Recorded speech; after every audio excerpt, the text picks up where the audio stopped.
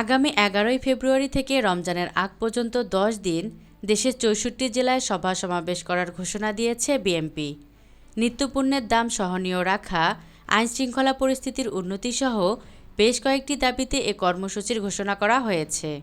শনিবার বিকালে রাজধানীর নয়াপল্টনে আয়োজিত সংবাদ সম্মেলনে বিএনপির সিনিয়র যুগ্ম মহাসচিব রুহুল কবির রিজভী এ কথা জানান।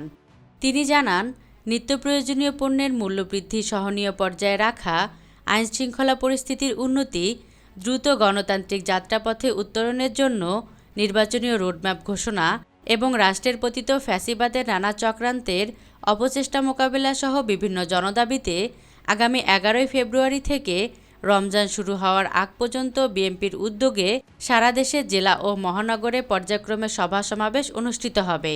এ সময় রিজভী বলেন, পতিত স্বৈরাচার শেখ হাসিনা ফ্যাসিস্টদের সহযোগীরা এখন প্রশাসনের বিভিন্ন গুরুত্বপূর্ণ জায়গা দখল করে রয়েছে। যারা ৫ আগস্টের পরিবর্তনকে মনে প্রাণে মেনে নিতে পারেননি, এমন লোকদেরকে চিহ্নিত করতে না পারলে অন্তর্বর্তীকালীন সরকারের পক্ষে সফল হওয়া কঠিন।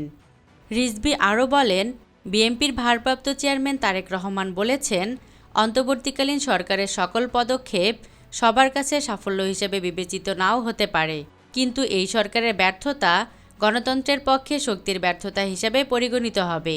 এ কারণে বিএনপি অন্তর্বর্তীকালীন সরকারকে সফল দেখতে চায়, কিন্তু সরকার নিজেদেরকে সফল দেখতে চায় কি না এটিও ভাববার বিষয় রয়েছে। সরকারের কর্মপরিকল্পনা রোডম্যাপে কম গুরুত্বপূর্ণ ইস্যু বাদ দিয়ে জনগণের নিত্যদিনের দুঃখ দুর্দশা লাঘবের অধিকার ভিত্তিতে পদক্ষেপ নেওয়া জরুরি।